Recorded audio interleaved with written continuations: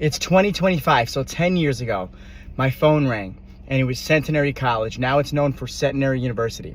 So Centenary calls me, and they say, hey, listen, Jordan, can you come speak in November to all the child study team members in Morris County, Warren County? We're going to hold an event, and they want to hear about your experience going through the Step Ahead program at college. And I remember answering the phone. I'm a financial advisor at this point. And the reason why I'm telling you guys this story, because I don't want you to give up on your dreams. We all have dreams, we all have goals, right? But they don't happen overnight. They don't happen in 1 year. They don't happen in 2 years. They don't even happen in 5 years. So remember this. So I get the phone call, and I'm nervous because I've never spoken in front of anyone ever in my life before. And I say to myself, I don't even know what I'm going to say. But right at that moment, I was really scared, right? But at that moment, I knew that feeling has controlled me my whole life. Every time I got scared, every time I got nervous, every time I felt like I couldn't do something, I stopped it. I didn't do it. But I realized on the other side of that is really where my potential lives. It's where your potential lives too. It's where all the answers are on the other side of all of that. So I said, I'll do it. They said, great. So I said, here we go. So all I would do is drive around in my car and think about what I was going to say. And I would listen to music, and I would listen to music, and I would think about what I was going to say. All of a sudden, it's time for me to go. And at this point, guys, I'm a financial advisor. I'm trying to study for all these exams, right? I'm working so hard trying to make it out in the world, but I'm working on this too. And I get there, and I get on the mic. I have no idea what I'm going to say, but I just start to speak. And I just start to speak from my heart. I start to speak from my experience. I go back to when I was younger, and I speak. And when I'm done, I get this standing ovation, right, from all the child study team members. And I couldn't believe it. And I'm walking off the stage, and they all start talking to me saying, hey, you should go speak at schools. This is 2015, right? 10 years ago. And I remember saying, that would be really cool, right? That would be really cool. I'd love to speak to students, to teachers, to organizations. I want to do that, right? This is such an awesome thing. How am I ever going to do that? How is that possible? So I went home. And when I went home, I wrote a bio about myself. I wrote it. It had errors in it. There were mistakes in it, right? It wasn't the best bio, but it was my bio, and I wrote it. And after I wrote it, I bought this lamination machine, right? And I didn't really know how to use it. I put these two pieces together, and I pushed it through this little machine, and I laminated it. And at that time, I won this trip in Orlando.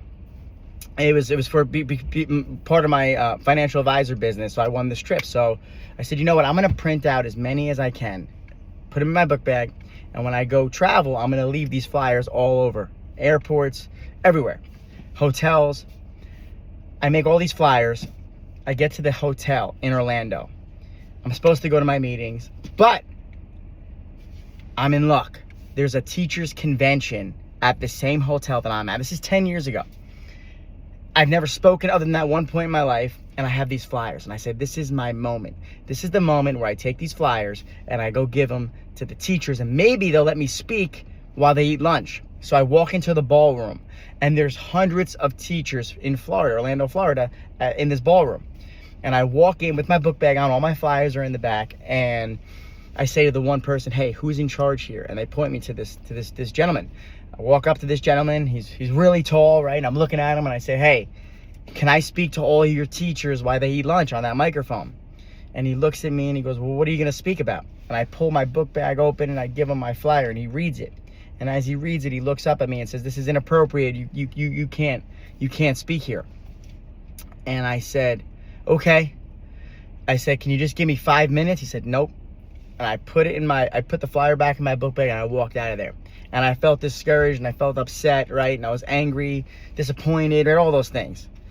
And I went to my room, and I opened my laptop up, and I Googled every educational conference in the country. And I found them, and I started to email the directors of the conferences and said, hey, I want to come speak at your conference. I'll do it for free. I want to come speak. I'll do it for free. Please just give me a chance. Give me the mic. Give me the stage. Let me do it.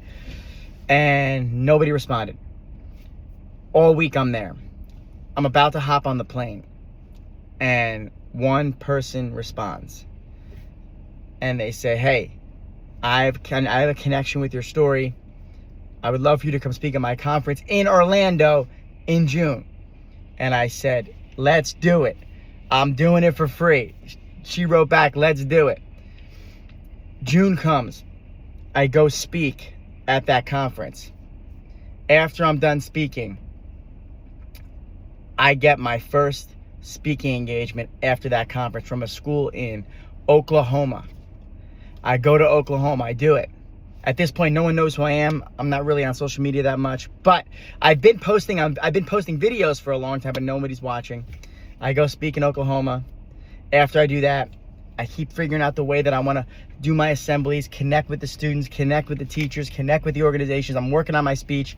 I go to my basement every single night with my iPad, and I record my speech on my iPad for hours and hours and hours and hours, to the point that I didn't even want to hear my own voice anymore. I actually would lose my voice.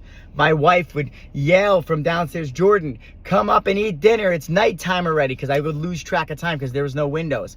And I would just record my speech, record my speech, record my speech, record my speech. Guys, this was 10 years ago. And I kept going, I kept going, I kept going. I would get some engagements here and there, but nothing like now. Nothing like now, right? I would just keep going and going and going. Now it's 2025. And at that moment, right, in 2015, when I said, how am I ever going to do this? I had no idea. I had no clue. But I made a promise to myself, and I want you guys to remember this in your life. Because right now you might have a dream, but it might be 10 years out. But the whole benefit of your dream working out is it not working out for those 10 years and what you have to do to make it work out. That's the reason why the dream is worth it. That's the reason why the dream is the dream. Because once you get there, after going after everything and trying everything and making mistakes and spending money and being down on your luck, but you keep showing up, you keep showing up, you keep showing up, who you became over the course of trying to make it work is the sole reason why it's gonna work. And that's what happened to me. I had no idea if this was ever going to work.